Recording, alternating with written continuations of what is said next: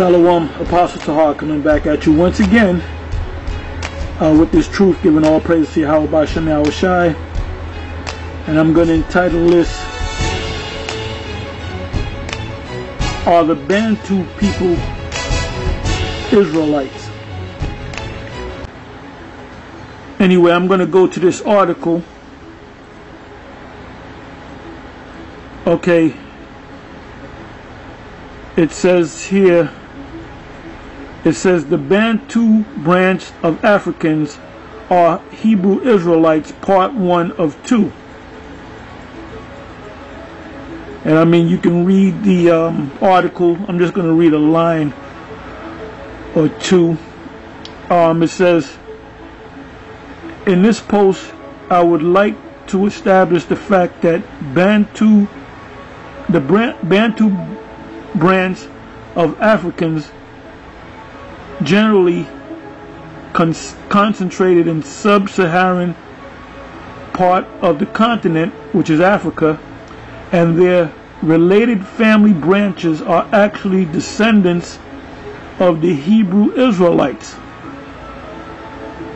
identifying the Bantu as the descendants of the Israelites extremely important. Having the understanding that the Bantu are Israelites is integral in order to gain a broader and more accurate comprehension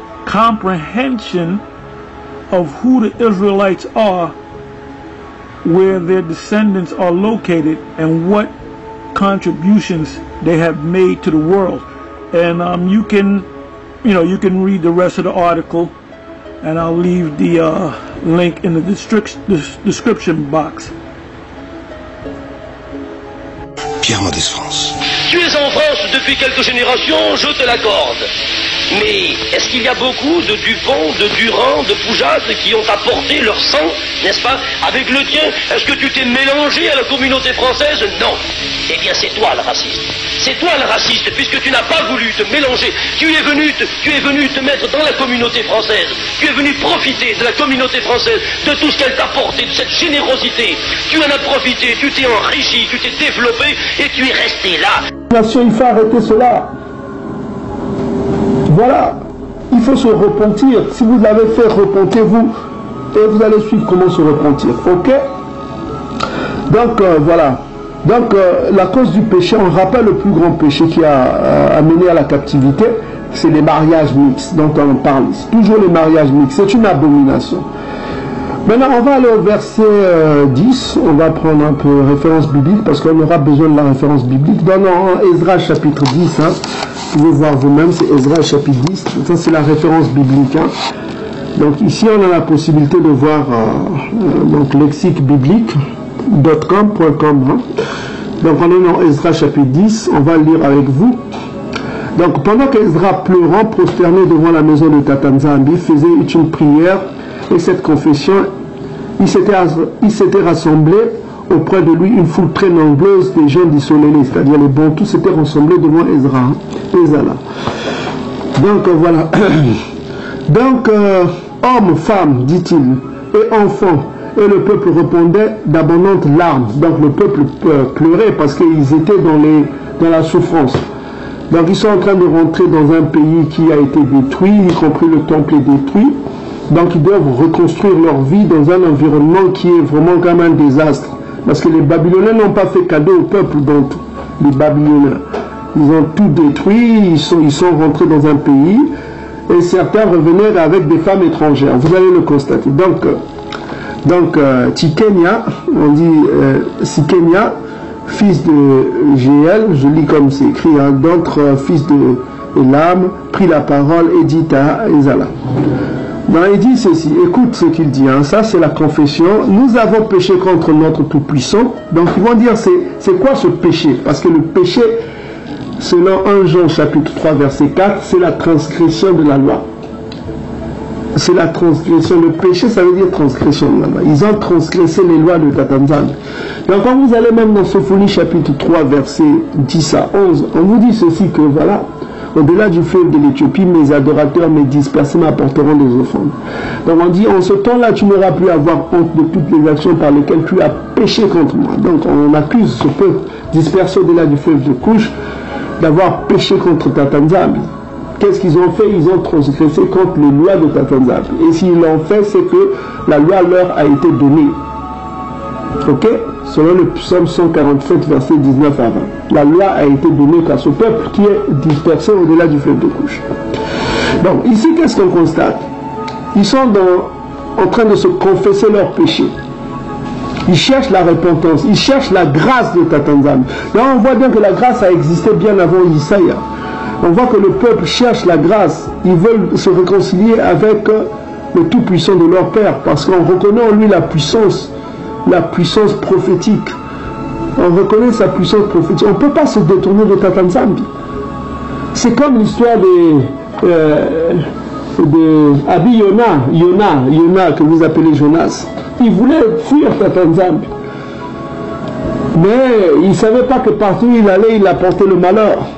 Le peuple bantou croyait qu'en se réfugiant en Afrique, au-delà du fleuve de Couche, ils n'auront plus de malheur. Les bantous voulaient fuir Tatanzambi. Si vous lisez le livre de Jérémie, il disait, retournons alors en Afrique, là on ne verra plus de guerre, tout ça comme ça, on n'aura plus de famine. Ben, ils sont venus, ils ont apporté la malédiction. Parce qu'ils voulaient fuir Tatanzambi, ils voulaient fuir leur responsabilité d'être le peuple élu. Voilà quoi. Donc on dit ici que nous avons abandonné notre Tout-Puissant en allant à des femmes étrangères. Nous sommes ici dans Ezra chapitre 10, verset 2. En allant à des femmes étrangères qui appartiennent au peuple du pays. Mais Israël ne reste pas pour cela sans espérance. Maintenant ils vont demander, ils vont dire qu'est-ce qu'ils vont faire. Faisons maintenant une alliance avec notre Tout-Puissant pour le renvoi de toutes ces femmes et leurs enfants. Et leurs enfants. C'est-à-dire les enfants qui sont nés de ces unions mixtes. Vous commencez à comprendre ces enfants métissés entre Bantou et les Cananéens. On va donner la liste des pays qui ont été métissés. On va le voir que parmi eux il y a des Édomites, il y a même des Égyptiens. Donc les enfants métissés là devaient être renvoyés avec leur maman. Vous commencez à comprendre la dureté. Aujourd'hui ça va choquer les gens. Oh, mais c'est incroyable, qu'est-ce que tu fais là? Tu renvoies ton propre fils que tu as eu et la femme. C'est une abomination, qu'est-ce que tu enseignes? Ici, le chrétien dit dimanche n'accepterait pas ça. On voit que, pourquoi ils le font ici? Ils disent bien c'est pour apaiser la colère de Tatanzambi. Donc le peuple est sous l'emprise de la colère de Tatanzambi. Les gens se plaignent, oh rien ne va au Congo, oh Kakanzala, Kakasato, Kakaboye, ah malade, ah... Mais souvenez-vous d'abord que vous êtes un peuple soumis à la loi. Vous continuez à manger du porc, vous vendre du porc au marché, manger les crevettes, les tilapias, le ngola, les chauves-souris, les ngembo. Certains même, j'entends dire, mange même le ngando, c'est-à-dire, comment on appelle ça, ben, on dit le ngando, crocodile. C'est des abominations, c'est une abomination. Vous continuez à pécher, vous demandez au Tout-Puissant de vous aider. Mais c'est des conneries, ça. Abandonnez d'abord le péché, et puis comme ça vous aurez la récompense. Cela va précipiter le retour de Congo. Mais vous continuez à pécher, vous vous complaisez dans ce péché, vous dites. C'est-à-dire que, écoutez mes frères et sœurs, nous avons été greffés avec la loi de Tatanzambi. Vous comprenez? Je vous donne juste comme une parabole. Hein. Nous avons été greffés à la loi de Tatanzambi. Donc chaque fois que nous faisons un péché, chaque fois que nous nous détournons de cette loi, il y a une tumeur qui sort. Et cette tumeur nous détruit. Vous comprenez ce que ça veut dire? Je vous donne une représentation. Donc pour que nous vivons en bonne santé, il faudra que nous soyons toujours en train de pratiquer les lois de Tatanzambi. Vous comprenez ce que ça veut dire? C'est dans l'alliance. Nos pères ont scellé l'alliance avec Congo. Nous ne sommes pas étrangers à cette alliance, nous sommes soumis à l'obéissance à cette alliance. Nous ne devons pas nous détourner. Donc ici on dit que nous avons péché contre notre Tout-Puissant. Nous sommes dans Ezra chapitre 10 verset 2. Vous trouverez ça aussi dans les apocryphes. Hein. Dans ceux qui ont une Bible en anglais, ils pourront lire First Ezra, 1 Ezra chapitre 8, verset 92 jusqu'à 96. Hein. Donc j'ai ici la Bible en anglais, la Bible que vous connaissez vous-même déjà, de 1611. Hein. Là on parle de Tata Nzambi. Vous avez ici 1 Ezra chapitre 8. Vous allez au verset 92, on dit ici, Then Yekonia, the son of Yehus, one of the son of Isolele, called out and said, O Ezra, we have sinned against the Most High, the Lord, the power. We have married a strange woman of the nations. Vous comprenez? And now is all Israel loved. Donc c'est la même chose que Ezra est en train de dire dans Ezra chapitre 10 verset 2. Maintenant il dit let's make an oath, c'est-à-dire faisons un serment quoi. To the Most High, Tata Nzambi, that we will put away ça veut dire chasser quoi. Our wives which we have taken and the hidden and the children. Donc ici Yekona c'est un mâle, c'est un homme. Il reconnaît qu'ils ont péché, il n'est pas le seul. C'est un homme. C'est la graine, comme disent les gens. La graine. Ici, les enfants de la graine, qu'est-ce qu'ils vont subir? Ils vont être rejetés avec leur mère. Ici, on ne parle pas des femmes bantoues, ici. On parle des hommes bantous qui ont péché. Et quel était le sort de ces enfants-là qui sont nés avec eux, avec ces femmes-là? On les renvoie. Ils vont aller avec leur maman. Oh, Ezra n'a pas dit que voilà, it's all about the seed, c'est juste la graine qui compte. Il n'a pas donné Nombre chapitre 1 verset 18 pour dire que oh, ce qui est important, l'enfant qui va naître, c'est l'enfant de la graine, c'est la graine qui hérite, qui devient bantou. Ils n'ont pas dit ça. Ça, c'est les enfants des fils bantous, on écrit bien là. Ceux qui enseignent ça, ils connaissent ces versets.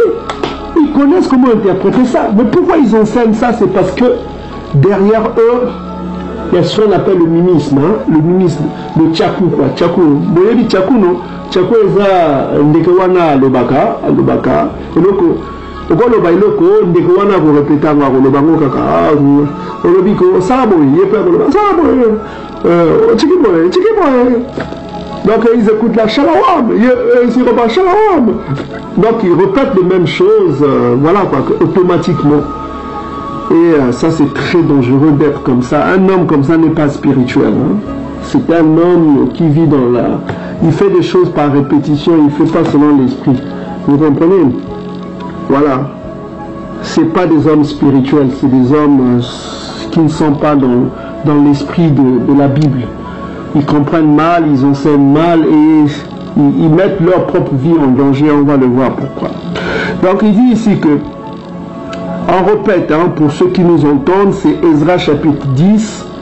Vous trouverez l'équivalent aussi dans le livre Tob que vous avez ici. C'est la Bible Tob. Vous allez dans Tob chapitre 3 Ezra, dans la Tob. Et vous trouverez ça au chapitre 8. 90 à 96. Vous trouverez toujours ce discours hein, de Jéconia devant Ezra. Ok? Et on vous a montré ça dans le King James.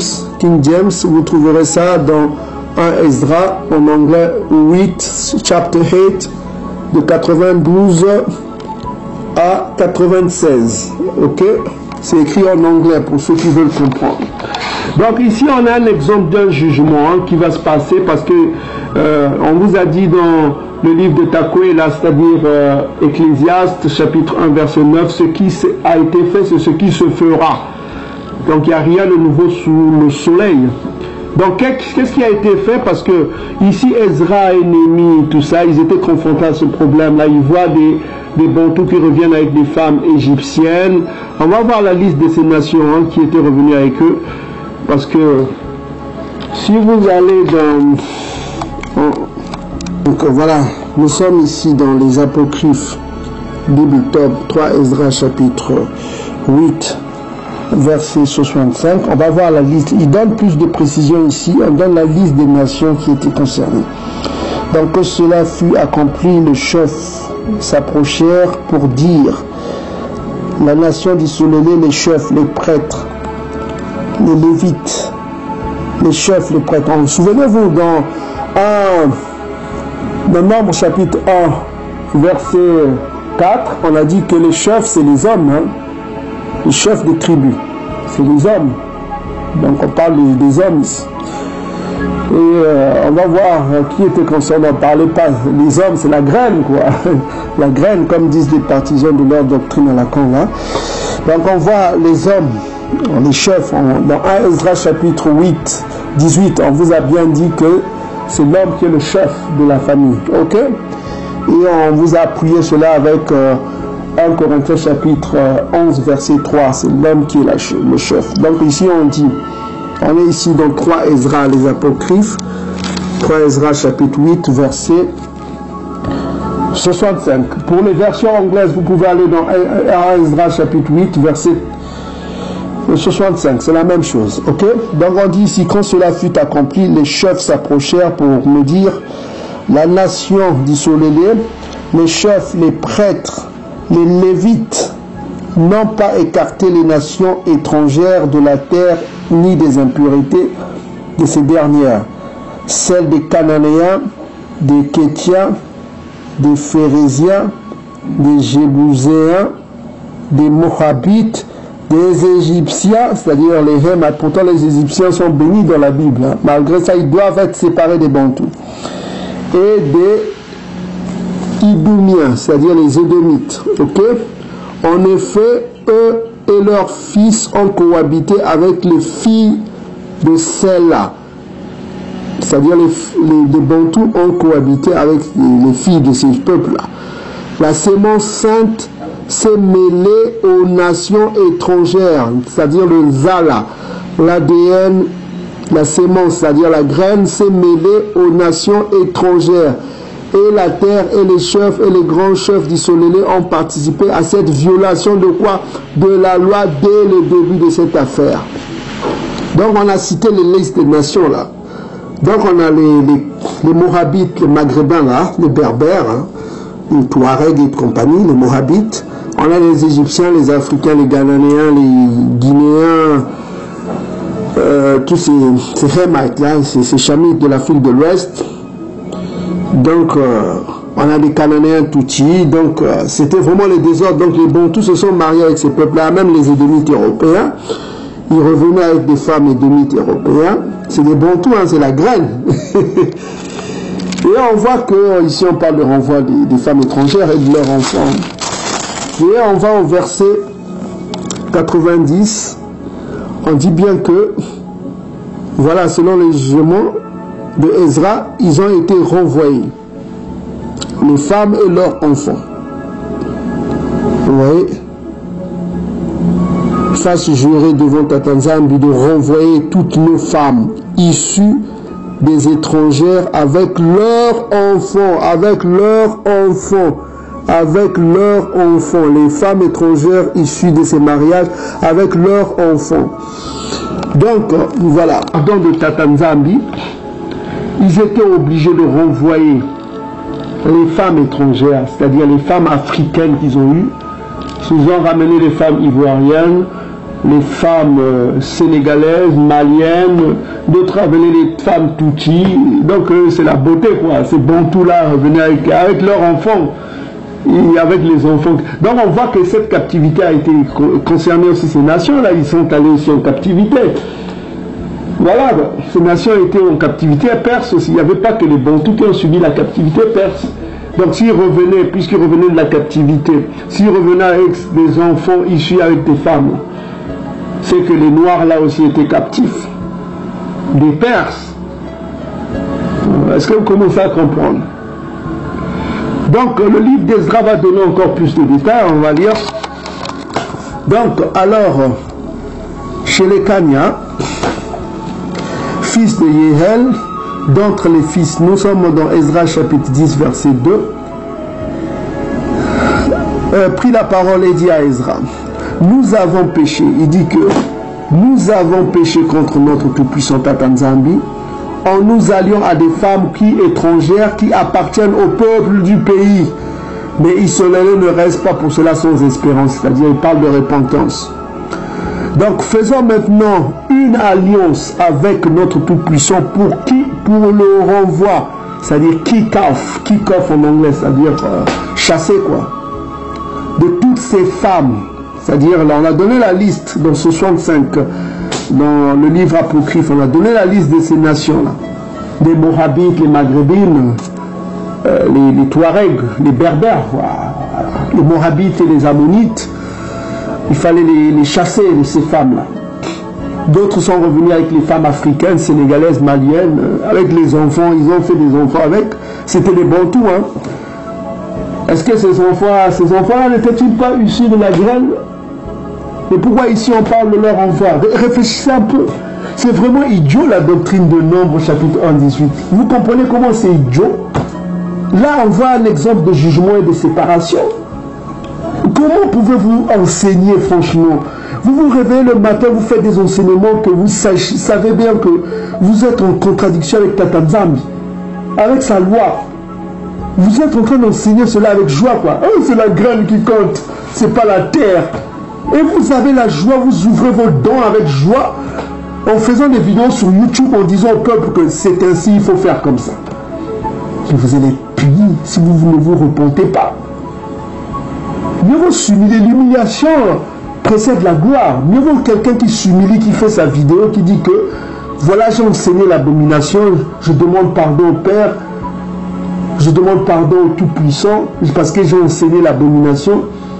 J'ai enseigné que c'est la graine qui est importante, elle est importante, donc l'enfant issu de la graine bantou devient bantou.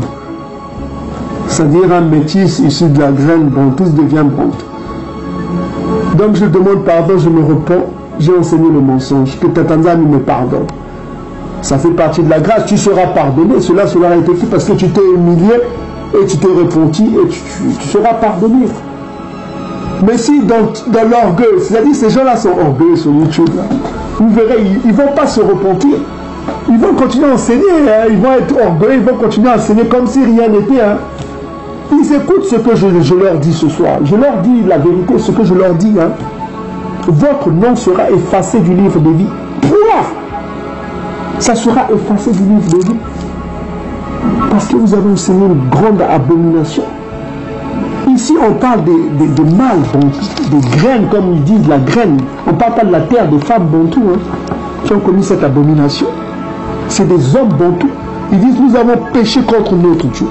Ezra chapitre 10, verset 2. 10, verset 2. Nous avons péché contre notre Tout-Puissant, Tata Nzambi Yamazu.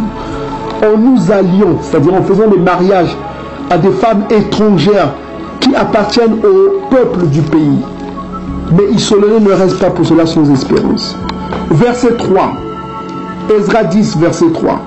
Faisons maintenant une alliance avec notre Tout-Puissant pour le renvoi de toutes ces femmes et qui est leur progéniture, leurs enfants, selon la vie de mon Seigneur et de ceux qui tremblent devant les commandements de notre Tout-Puissant. Et que l'on agisse, la suite dit quoi? Et que l'on agisse d'après quoi? La loi. La loi. Donc, ils connaissaient la loi. La loi interdisait de garder les enfants mixtes. Ils agissent selon la loi. La loi interdisait de garder les femmes étrangères. C'est pourquoi vous allez dans l'histoire de Phinéas qui a tué ce bantou.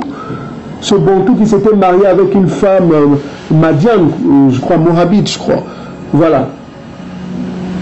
Il a été tué par Phinéas. Et Tata Nzambi se réjouit de cela. Ce bantou-là a commis une abomination. Il a été tué. Tué, je vous dis, dans le monde. Vous croyez que c'est la blague, quoi. Vous venez, vous faites des vidéos sur YouTube. Vous croyez que c'est bon, quoi. Bon, voilà, je fais ma vidéo. J'ai plus de vues. Voilà. Je me réjouis, quoi. Je suis un enseignant.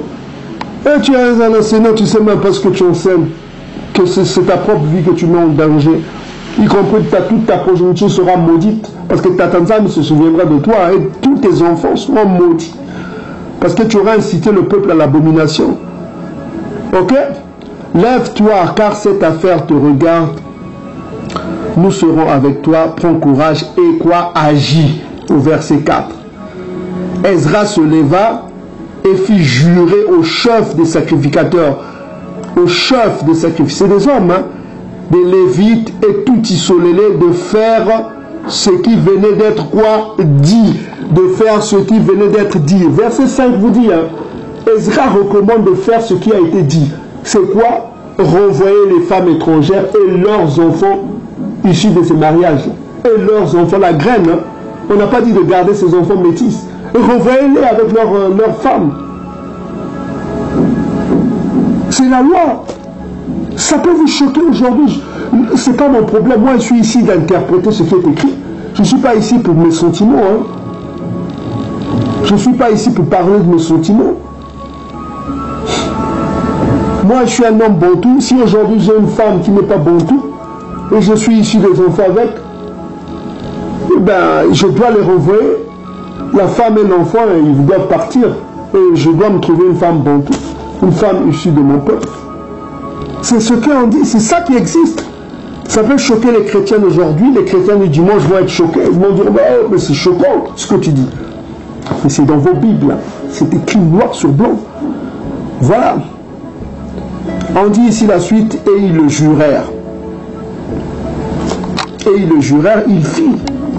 Voilà, on va aller dans Ezra chapitre 10, verset 10.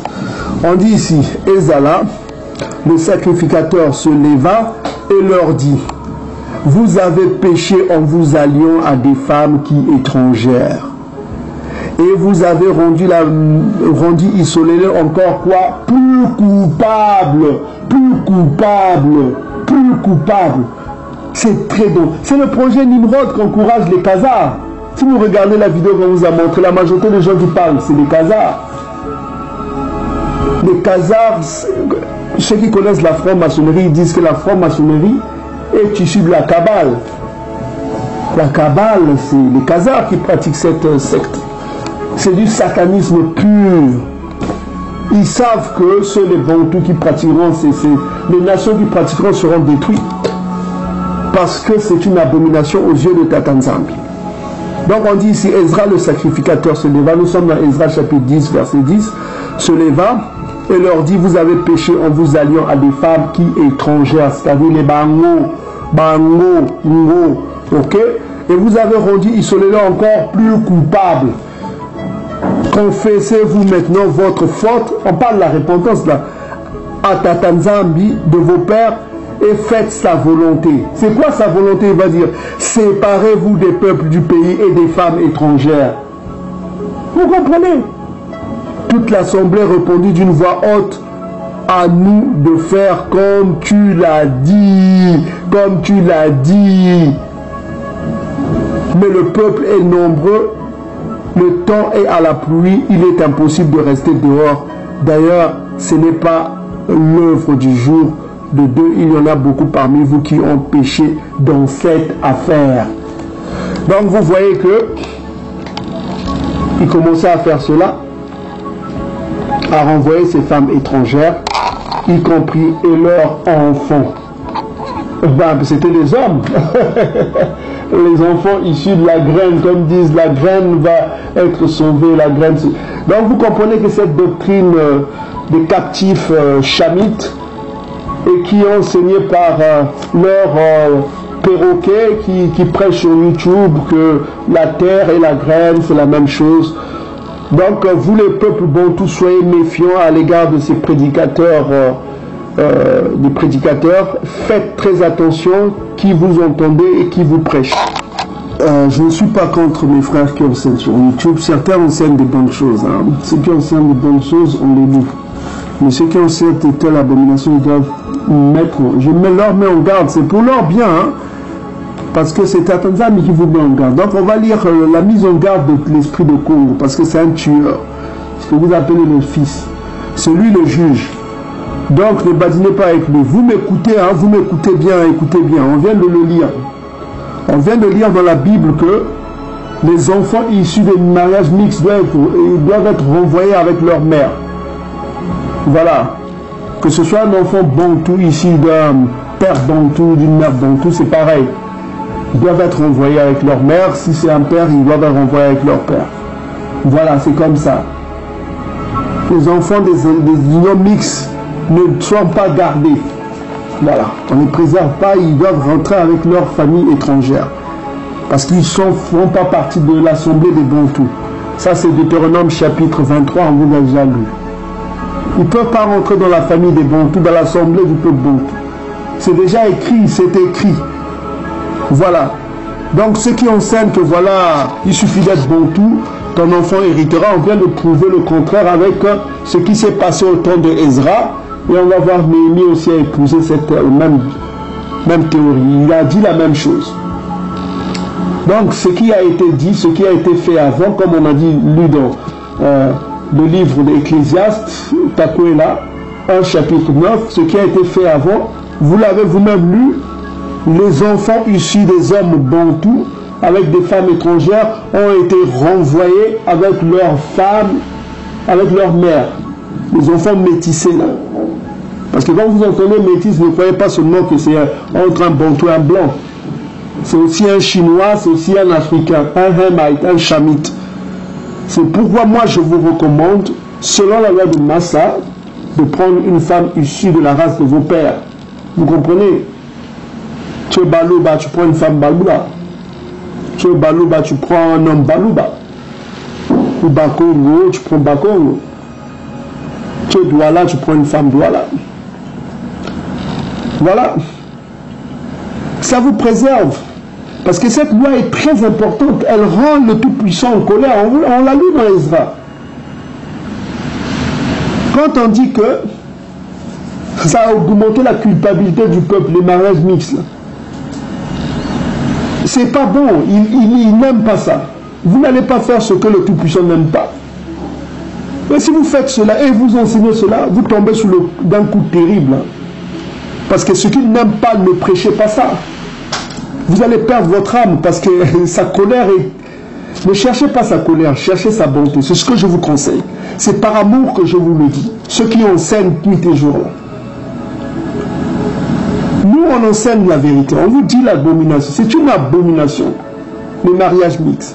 C'est une grande abomination. Est-ce que vous avez déjà vu un lion se marier avec un lion? Avec une panthère? Pourtant, c'est des félins. Ne faites pas ça. C'est pas bon, les mariages mixtes. C'est une abomination. Donc, pour ceux qui enseignent, voici l'avertissement que je vous disais dans Ézéchiel chapitre 13. On va le lire. Ézéchiel chapitre 13, verset 9. Lisez attentivement. Et écoutez attentivement Ézéchiel chapitre 13, verset 9. C'est une mise en garde. On écoute l'Éternel. Écoutons la parole du Tout-Puissant. Ainsi parle l'Esprit court. Ma main sera contre les prophètes, dont les visions sont vaines. Et les oracles. Les oracles, ça veut dire les paroles prononcées, ce qui sort de ta bouche. Les oracles menteurs. Menteur, ça veut dire qu'il ne fait pas partie de la vérité biblique. Tu sors du contexte biblique, tu prêches selon tes humeurs. C'est très grave, hein? Tu te réveilles un matin, tu te dis, oh, mais non, mais moi, je ne suis pas pour moi, au Seigneur, je ne suis qu'une chercheuse, un chercheur. Fais attention à ce que tu enseignes. Parce que tu seras jugé par ce qui sort de ta bouche. Souvenez-vous de les paroles de Isaac. Ce qui sort de ta bouche, dès que c'est sorti de sa bouche, tu es déjà condamné. Donc on dit ici, ma main sera contre, dit l'Éternel, le Tout-Puissant, créateur des cieux et de la terre. Celui que vous dites, oh c'est mon Dieu, oh je prêche au nom de mon Dieu. Écoutez ce qu'il vous dit, hein. Ma main sera contre les prophètes, c'est-à-dire ceux qui enseignent, dont les visions sont vaines, et les oracles menteurs, c'est-à-dire ils enseignent le mensonge, ce qui n'est pas de la loi, ce qui est mensonger. Oh la graine, c'est ça que la graine qui importe, c'est pas la terre. La terre peut être mauvaise, mais la graine va pousser. Et regardez la conséquence qu'ils subiront. Ils ne feront point partie de l'assemblée de mon peuple. C'est-à-dire qu'ils subiront le même sort que les métis. Ils ne feront pas partie de l'assemblée de mon peuple. c'est-à-dire ils seront plus bantous. Ils perdront leur héritage, ils seront plus bantous. Ils subiront le même sort que ce qu'ils enseignent, les enfants métis. Parce qu'on a dit que le métis n'entrera pas dans l'assemblée de Tatanzam. C'est clair et net. Vous cherchez quoi midi à 14h? Vous cherchez quoi? Il a dit. Mais les prophètes là, ils enseignent le contraire. Ils enseignent Nombre chapitre 1 verset 18. On vient de prouver que c'est du mensonge. On vient de prouver historiquement ce qu'ont fait nos pères.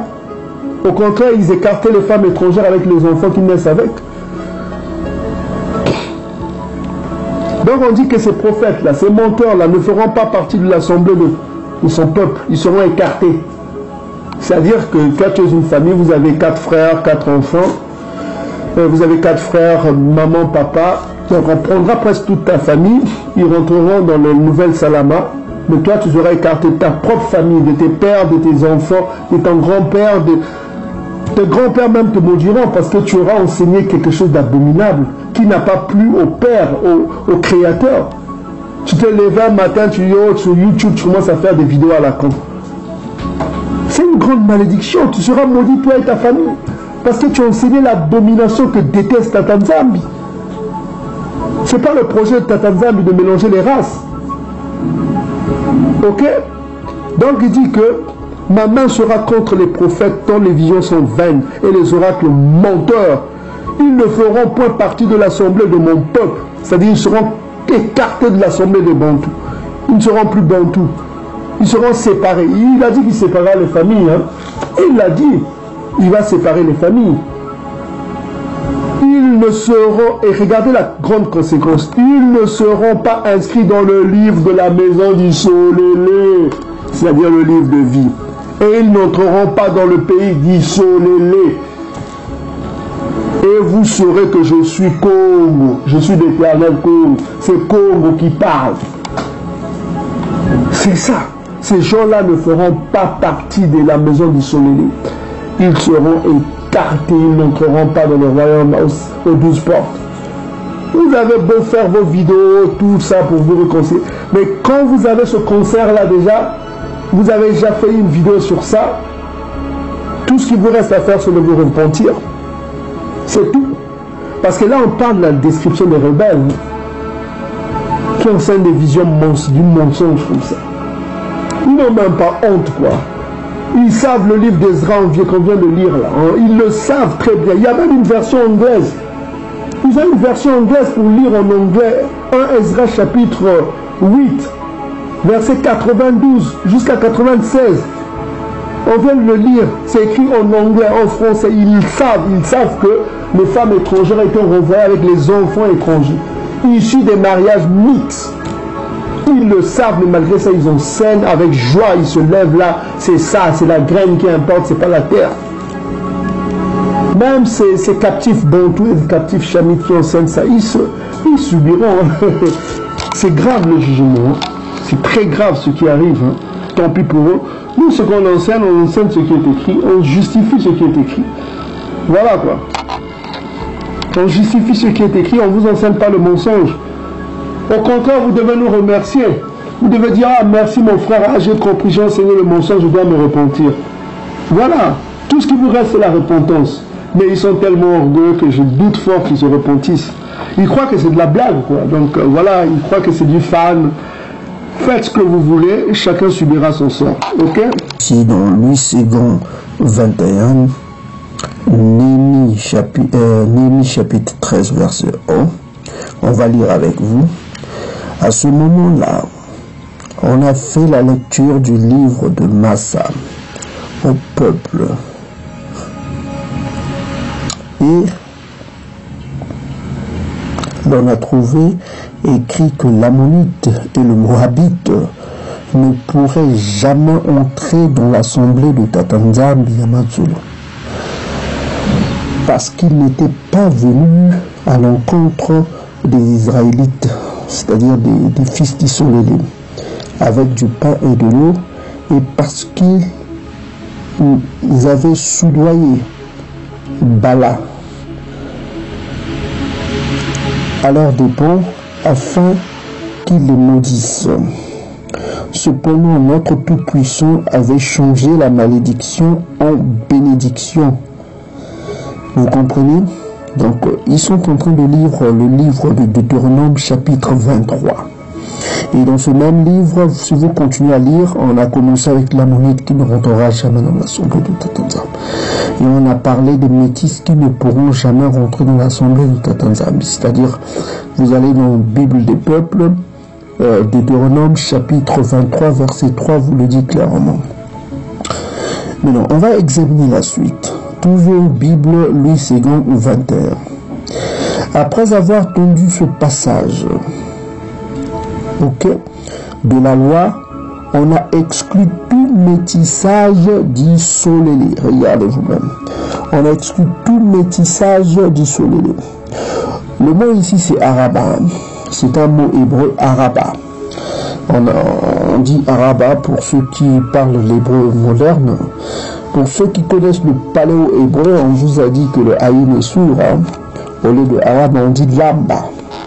Lamba est un mot congo qui veut dire préparer, cuisiner, faire cuire les aliments. Or, on sait que pour faire cuire les aliments, il faut beaucoup d'ingrédients, il faut mettre beaucoup d'ingrédients. Donc, on mettait beaucoup d'ingrédients, d'où la nécessité de la mixture, ce qu'on appelle la mixture. On mélange un peu tout. Donc, voilà. Donc, c'est ce mot-là, H61 ou 54, ce qu'on appelle lamba. Ça, c'est en anglais, hein, blue letter. On vous dit ici, as mixed, interwoven. Et puis, regardez ici, on dit mixed people, mixed company. Ça veut dire les... Donc, on voit ici araba. On vous explique ici. On voit mixed people, ça veut dire race mêlée, quoi. Race mêlée. Donc, c'est ces races mêlées-là, mixed people, qui ont été exclus de la communauté d'Isolélé. Voilà. Ils ont été exclus de la communauté d'Isolélé. Et cette exclusion-là se faisait par rapport à la colère de Tatanzambi. Et on va relire encore la colère de Tatanzambi. Chapitre 10, toujours Louis II, 21. Et on va au verset 14. Voilà, 14. On dit que nos chefs restent donc à la place de toute l'assemblée. Tous ceux qui, dans chacune de nos villes, ont installé chez eux des femmes étrangères. Des femmes étrangères viendront à des moments fixés accompagnées des anciens. Oui, accompagnées des femmes étrangères. Donc une femme est toujours mariée à un homme. C'est ce qu'ils appellent la graine. Ceux qui enseignent la fausse doctrine de Nombre, chapitre 1, 18. Les femmes étrangères viendront à des moments fixés accompagnées des anciens et des juges de leur ville, jusqu'à ce que l'ardente colère provoquée chez notre tout-puissant Tatanzambi par cette affaire se soit détournée de nous. Donc on voit que cette affaire, c'est-à-dire des mariages mixtes, si vous voyez bien le livre de Ezra chapitre 10, on parle de mariage mixte. Donc cette affaire de mariage mixte avec des femmes étrangères, ça a suscité l'ardente colère de Tatanzambi. Il était en colère de cette affaire-là, ce mélanger de mariage mixte. Donc voilà, ça n'a pas plu à Tatanzambi. C'est pas des choses qui plaisent à Tatanzambi. Donc si vous mêlez, si vous faites ces choses-là, vous avez la colère de Tatanzambi avec vous. Ce que l'on vous enseigne, ce n'est que la vérité. Pour vous, c'est normal avec le christianisme qui vient vous chanter des bonnes choses, tout ça comme ça. Le christianisme est venu pour nous détruire, pour nous éloigner des lois de Tatanzambi. Voilà quoi. Comment pouvez-vous croire que vous allez être jugé sans la loi? Mais c'est bête quoi, franchement. Il faut être bête. Y a-t-il un juge qui juge sans la loi? Mais il faut vous réveiller un petit peu. Le christianisme est venu vous embourber. Pourquoi on s'éloigne encore de la loi de Tatanzambi et pourquoi on soit condamné? Le christianisme vous permet tout. Faites ce que vous voulez. Ça, c'est le Jésus édomite, là, aux longs cheveux féminins, là, qui vient vous dire, faites ce que vous voulez, soyez homosexuel, soyez lesbienne, faites des mariages mixtes, mangez du porc, mangez des ngoulous, faites ce que vous voulez, Dieu pardonne, Dieu pardonne, Dieu pardonne. C'est tout ce qu'ils enseignent, le christianisme. C'est du n'importe quoi. Donc, fouiller le christianisme à la con, là, ça nous détruit, ça détruit le peuple bantou, ça nous éloigne de notre Créateur, c'est tout. C'est ça le danger du christianisme. C'est l'Ancien Testament, le Tout-Puissant a changé, il a changé. Dieu a tant aimé le monde. Il n'y a plus ni grec, ni juif, on doit se mêler, on se mêle. C'est des conneries, ça. Alors, on va lire la Bible, ce qu'il dit. Malachie chapitre 3, verset 6. Malachie chapitre 3, verset 6. Qu'est-ce qui est écrit? Je suis Tatanzambi Yamatsuru. Je ne change pas. Lisez vous-même, Malachie chapitre 3, verset 6. Je ne change pas, et vous, descendants de Yacouba, vous n'avez pas été détruits. Regardez, je ne change pas. C'est tout. C'est tout. C'est la vérité. Réveillez-vous, rejetez le christianisme bête là. Ok? C'est toujours Néhémie chapitre 13, on va au verset 23. Donc on dit ici, à cette époque j'ai vu les Bakongo, c'est-à-dire les Yaoundé, Bena Yaoundé, les Bakongo, qui avaient pris des femmes asdoniennes, ammonites, moabites, dans la liste, hein, on parle des juifs, des bantous, hein, qui ont pris des femmes étrangères. Toujours la même chose qu'Ezra avait dit.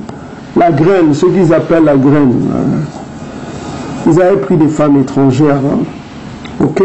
La moitié de leurs fils parlaient l'astonien et ne savaient pas parler le kikongo, la langue Congo. Voilà. Donc, ils ne connaissaient pas la langue. Ils ne connaissaient que la langue de tel ou tel peuple. Et je leur fis des réprimandes, c'est-à-dire qu'il leur fait des reproches, quoi. Et je les maudis. Vous voyez, le prophète maudit son propre peuple, là. Il est maudit. Ok? J'en frappais quelques-uns, donc il commençait à les tabasser, quoi. Tellement que c'était une abomination. Je leur arrachais les cheveux et je leur fis jurer au nom de Tatanzambi en disant, vous ne donnerez point vos filles à leurs fils, et vous ne prendrez pas leurs filles, ni pour vos fils, ni pour vous.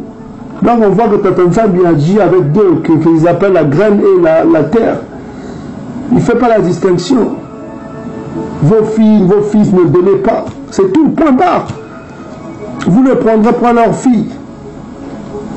N'est-ce pas en cela qu'a péché Salama, roi d'Issolélé? Donc on voit que Salama avait commis ce grave péché aussi, de mariage mixte. Il n'était pas exclu, c'est ce qui a apporté la division du peuple, le split. Et cette division-là, nous endurons toujours. Ça nous pèse toujours. Ça nous pèse toujours, la division du peuple. Cette division, l'union ne viendra que quand viendra Isaïa. C'est là Ézéchiel chapitre 37.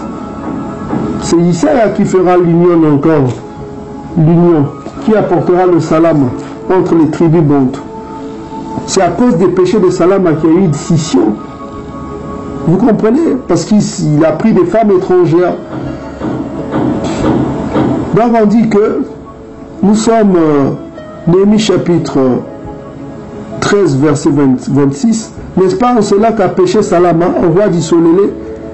Il n'y avait pas de roi semblable à lui parmi la multitude des nations. Il était aimé de Tatanzambi et Tatanzambi l'a établi roi pour tout Issolélé. Néanmoins, les femmes étrangères entraînèrent aussi dans le péché. Faut-il donc vous apprendre à ce sujet que vous commettez un si grand crime? Ça, c'est verset 26, 27 plutôt. Vous commettez un si grand crime. C'est quoi le crime? Vous péchez contre notre Tout-Puissant en prenant des femmes étrangères. C'est une abomination.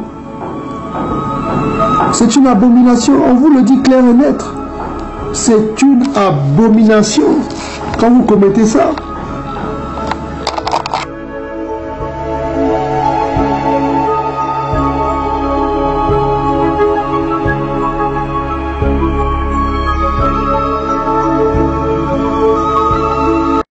Donc regardez ces abominations. Donc on va lire ici, on va lire le livre que Néhémie a lu devant le peuple. C'est Néhémie chapitre 13 ans. On a lu que Il a lu Deutéronome chapitre 23. Hein. Donc, on va prendre la Bible des peuples. La Bible des peuples, c'est très fidèle à la traduction. Donc, on dit que si le métis non plus n'entrera pas dans la communauté de Tatanzambi, même à la 10e génération, il est exclu de la communauté de Tatanzambi. Donc on voit que le métis n'est pas invité. Les rates métissés, les lamba, comme on dit lamba, arabe ou vous dites nous on dit lamba, ils rentreront pas dans la maison de Tatanzambi même à la 10e génération. Ok, donc ils sont pas invités. Ok, par contre, il y a Mas a mis une exception entre, il y a eu ce qu'on appelle les métis avec Édom et les métis avec les Africains. Ceux-là peuvent entrer qu'à la 3e génération s'ils ne se mélangent pas. Ça c'est une exception, on va vous le prouver.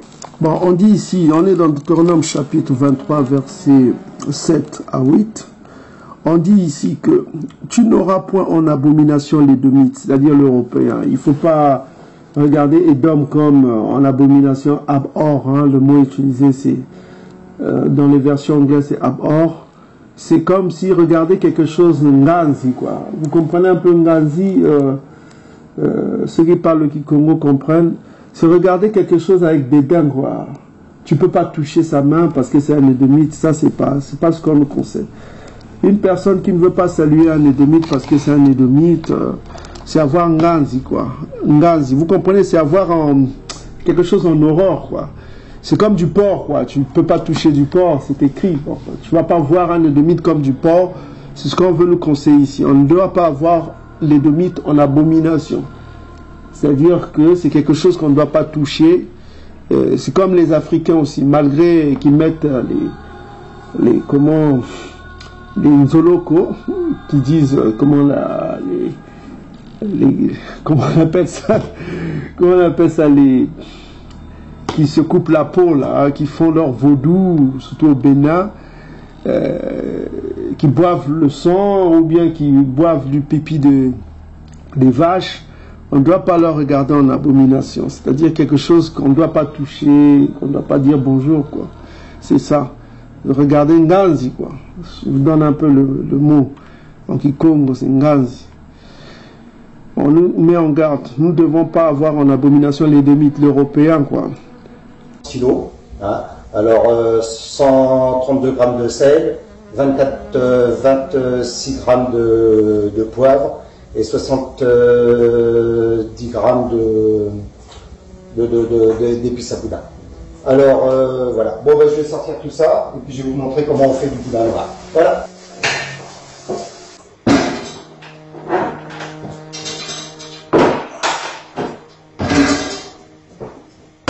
Alors là, je vais mélanger mon sang. Alors les oignons sont chauds. Alors 5 litres de sang. Alors le sang, on ne le compte pas dans les épices. Hein. On compte que les oignons et gras, 11 kilos.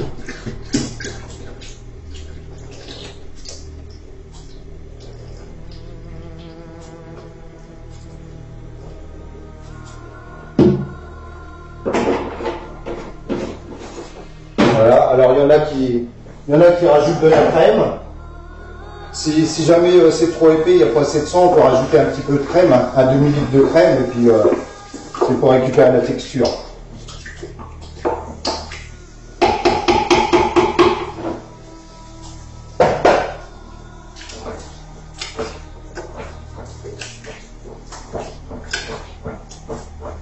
Voilà, faut bien brasser pour bien tout mélanger. Une fois c'est rempli, et ben le boudin va être à chaque fois faut remuer parce que le gras il a tendance à descendre au fond.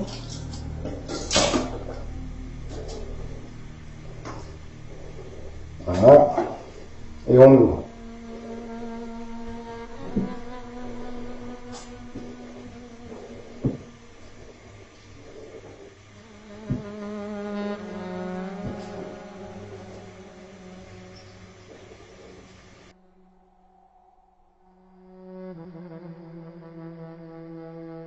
Bon, voilà. Alors là, le boudin, je pense qu'il est cuit. Je vais vous montrer comme tout à l'heure.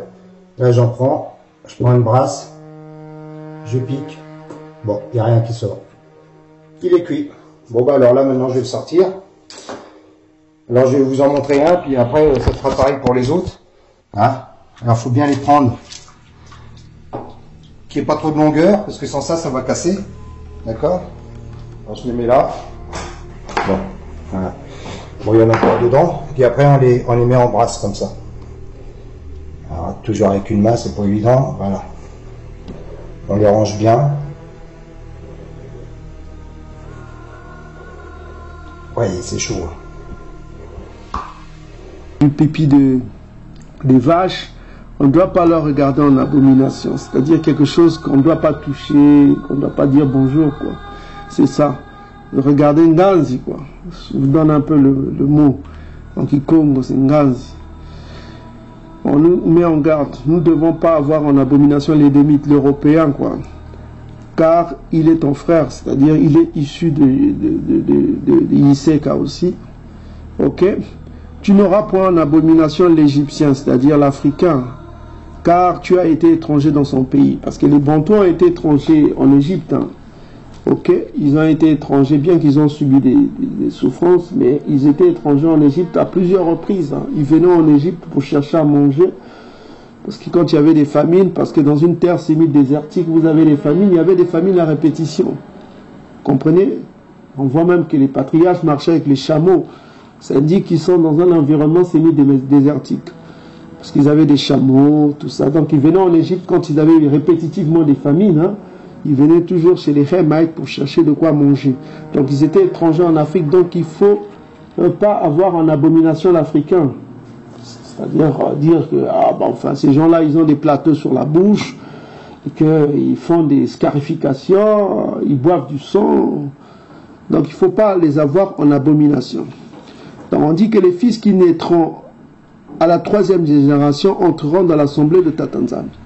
Donc les enfants métissés de ces soit avec, quand un Bantou se métisse avec un Égyptien ou un Édomite, à la 3e génération, si ces enfants Bantous-là n'ont pas été mêlés avec d'autres peuples, s'ils sont préservés parmi les Bantous, ils seront Bantous. On a vu Massa, avant la loi, il a contacté une femme étrangère. On a vu que ses enfants sont restés parmi les Bantous, ils ne se sont pas mêlés, ils sont devenus Bantous. Ok. On a vu aussi que il a eu des enfants avec une femme africaine, comment on appelle, Joseph a eu avec une femme africaine, et plus tard les enfants sont devenus des Israélites. Donc il y a ce qu'on appelle la loi qu'on va vous donner, la loi de la purification. C'est écrit, je crois, on va aller dans Exode chapitre 34, verset 7, la loi de la purification. Donc il faut 3 générations en quelque sorte pour purifier un bango. Hein. Observez, je vous prie, ces enfants métis, et sachez que chaque jour leur nombre augmente. Alors, que va-t-il advenir de ces enfants? Devons-nous permettre la création d'une indésirable 3e race et encourager le retour des gens de couleur à la race noire, ou leur permettre d'accéder au rang de blancs et ainsi se voir intégrés au sein de la population blanche? Il y a une question qui m'est parfois posée par les blancs. Si j'épouse une personne de couleur, nos enfants seront-ils noirs? En tant que chef protecteur des aborigènes, c'est à moi qu'il revient d'accepter ou de rejeter ces mariages.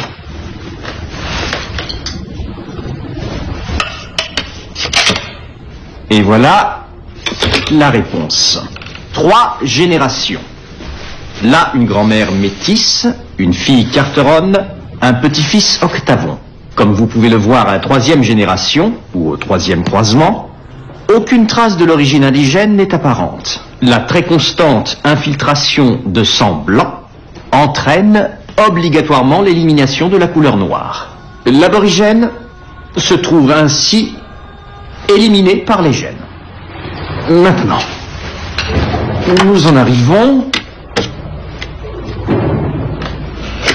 arrivons à la colonie indigène de Moore River. Un enfant métissé.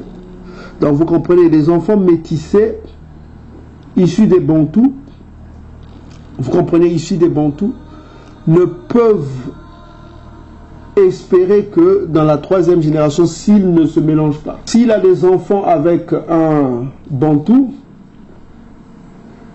c'est ce qu'on appelle la première génération. Ces enfants-là sera la 2e génération. Si ces enfants-là qui naîtront de Bantou sont préservés toujours auprès des Bantous, c'est la 2e génération. C'est la 3e génération de ces enfants-là qui pourront être considérés comme Bantous. Est-ce que vous commencez à comprendre? Ok. Et ici dans Exode chapitre 34, on va commencer à le verset 6, la loi de la purification. Parce que là on parle de la purification des métis. Hein? Donc on dit Tatanzambi passera devant lui et s'écria Tatanzambi. Non, je répète, excusez-moi. Tatanzambi, on est en Exode chapitre 34 verset 6 à 7. Tatanzambi passa devant lui, devant Massa, et s'écria Tatanzambi, le Tout-Puissant, miséricordieux, compatissant, lent à la colère, riche en bonté et en fidélité, qui conserve son amour jusqu'à 1000 générations. Ok? Et qui pardonne l'iniquité, la rébellion et le péché, mais qui tient point coupable pour innocent, qui punit l'iniquité des pères, sur qui? Sur les enfants, sur les enfants des enfants, jusqu'à quoi? La 3e génération et à la 4e génération. Vous voyez, la punition de l'iniquité se fait par 3 générations. Et parfois jusqu'à la 4e génération. Donc ça, c'est la loi de la purification, qui punit l'iniquité des pères sur les enfants jusqu'à 3 générations. Donc la loi de la purification est importante. On vient de vous exprimer que les métis qui rentreront dans le royaume, ce n'est qu'à la 3e génération après la purification. Sinon, ils ne rentreront jamais. Ils sont exclus. Ils sont exclus à jamais. Ils sont exclus. Mais ceux de la 3e génération, s'ils ne se mélangent pas, ils seront bantous. Donc vous voyez, c'est une tâche difficile d'être bantou. Donc quand vous faites des mariages risques, qui peut vous dire que vous allez contrôler vos enfants, avec qui ils vont se marier, avec qui ils vont se... Vous ne serez pas toujours là pour les contrôler, hein? Vous comprenez? Nous sommes la génération passée des patriarches, tout ça, qui savaient que leur arrière d'enfants, vous aurez des cousines qui vont se marier avec des édomites maintenant, donc vous ne pouvez pas contrôler le destin des gens. C'est une grâce d'être exclu de cette abomination-là. Ok? Donc, je répète en général, on termine cette vidéo et on va continuer avec la comparaison des langues. Hein.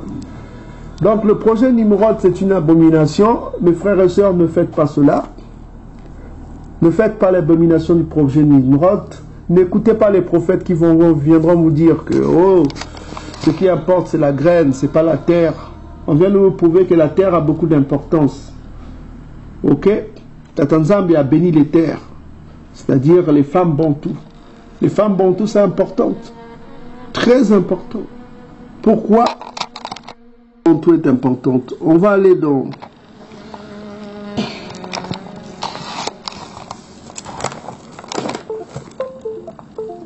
la femme bantou est importante. Vous pouvez lire ici dans Ruth chapitre 4 verset 11. Dans on dit tout le peuple qui était à la porte des anciens dirent: nous en sommes témoins que Tatanzambi rende la femme qui entre dans ta maison semblable à Rachel et à Léa, toutes les deux qui ont bâti la maison d'Isolélé. Donc la maison d'Isolélé a été bâtie par les terres, les femmes bantoues. Ok? Isolélé manifeste ta force dans Ephrata. Fais-toi un nom à Bethléem, comme vous dites, Bethléem. Donc ici, on voit que, on vous a déjà montré dans les vidéos précédentes, voilà quoi. Le mot utilisé ici pour bâtir la maison. On va voir le mot bâtir en hébreu. Voilà, le mot bâtir, vous voyez vous-même, le mot bâtir, regardez vous-même, c'est bana. Bana. Bana. C'est un mot bantou, ça. Ça prouve encore que le livre là, c'est pour les bantous. Ok? Donc, ça veut dire bâtir, assurer la maison. Voilà quoi. Enfanter, vous regardez vous-même. Regardez, bâtir, former, avoir des enfants. Avoir des enfants. Donc, les enfants bantous viennent des bana. Bana. Bana. C'est les femmes bantous qui font les enfants bantous. Ok? Donc, la terre est importante. Isaïe a dit dans Matthieu chapitre 13, il y a des bonnes terres et il y a des mauvaises terres. Il y a des terres avec des pierres et des épines et il y a des bonnes terres. La bonne terre, c'est la femme bantou. Donc la bonne terre doit aller avec une bonne graine. Voilà, c'est ça. Donc il ne faut pas dénigrer les femmes bantous. Les bantous sont importants. On va le comprendre un peu dans Joël chapitre 2 verset 28. Après cela, je reprendrai mon esprit sur toute chair, c'est-à-dire la chair des bantous, c'est en Ésaïe chapitre 44 verset 1 à 4. Donc il donnera son esprit qu'aux bantous. Hein. Il ne donnera pas son esprit à tous les peuples. Il a dit qu'aux bantous, à la race des bantous. Après cela, je reprendrai mon esprit sur toute chair, vos fils, vos filles. Parce qu'il parle ici au verset 1, il parle de qui? Pourquoi il dit vos? Il dit sonnez la trompette en Tsiani. Ok? Faites-la retentir sur ma montagne sainte. Il parle de la montagne sainte de Salama, de son peuple. Si vous voyez bien le contexte. Donc il dit que vos filles, vos fils. Donc il parle aux deux genres, la terre et la graine. Vos filles prophétiseront. Donc il y aura des prophètes bantous, que ce soit femmes ou hommes. Donc il ne faut pas dénigrer les femmes bantous. Elles sont importantes dans notre communauté. Vos vieillards auront des songes et de jeunes gens des visions. Vous comprenez? Vos filles et vos fils. Donc, il y a eu des prophétesses bantous, les mamans Mafuta, les mamans Vita Kimba. Il y a eu des prophètes bantous. Ok? Les Simon Kimbangu, les Vita Kanga. Ok? Mais on ne peut pas oublier que notre peuple est béni dans ce sens. Nous ne devons pas dénigrer nos femmes bantous. Et nous ne devons pas permettre que nos femmes bantous se marient avec des hommes étrangers. C'est une abomination. Une grande abomination. Et nous devons les enseigner à rester fidèles, à faire grandir les enfants bantous dans les proverbes selon les jours. En leur lisant les proverbes. Aujourd'hui, c'est le premier, vous lisez Proverbes chapitre 1.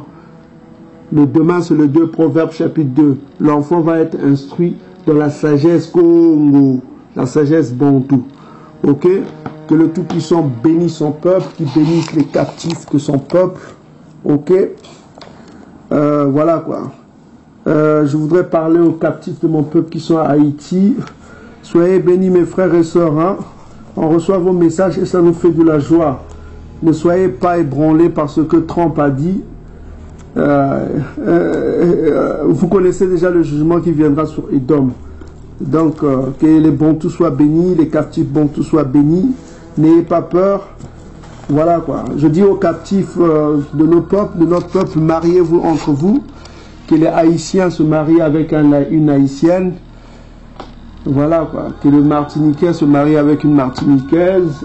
Que le Guadeloupéen se marie avec une Guadeloupéenne. Ceux qui étaient captifs avec vous. Ok?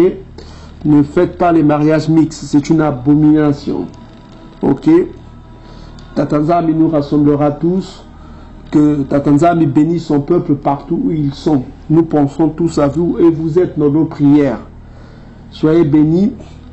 Donc, que les Bantous et même les Africains, hein, ils doivent se marier entre Africains. Les Ouest-Africains doivent se marier entre Ouest-Africains. C'est une bonne chose de préserver sa race. C'est ainsi que le monde doit exister. Le monde va exister ainsi.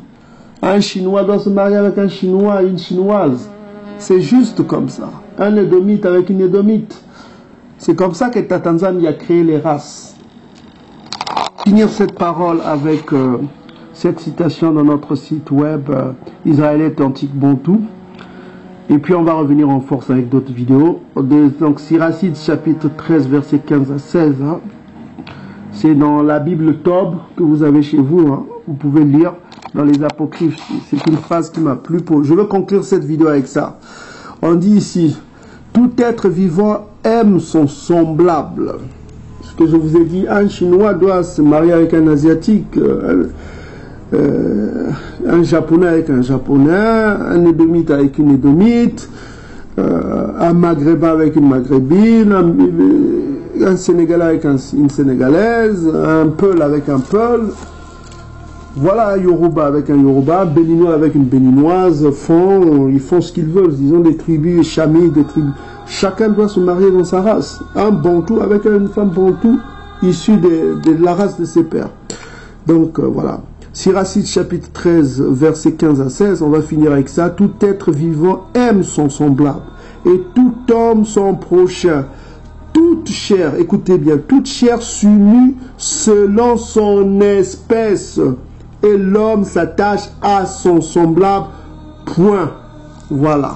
Donc c'est ça qu'il faut faire. Il faut éviter les mariages mixtes. C'est une grande abomination. Tant pis pour les chrétiens du dimanche qui diront « Ah, mais vous êtes racistes ». Le racisme, vous faites ce que vous voulez. Si c'est faites ce que vous voulez, nous, on enseigne ce qui est écrit. Après, celui qui fait ce qu'il veut, il fait ce qu'il veut. Voilà, point barre. Soyez bénis, peuple bon. Tous ceux qui nous écoutent, soyez bénis. Ceux qui sont fidèles à ce qu'on a dit, ils vivront. Mais ceux qui seront infidèles, ils mourront. Chacun verra de ses propres yeux. Matondo.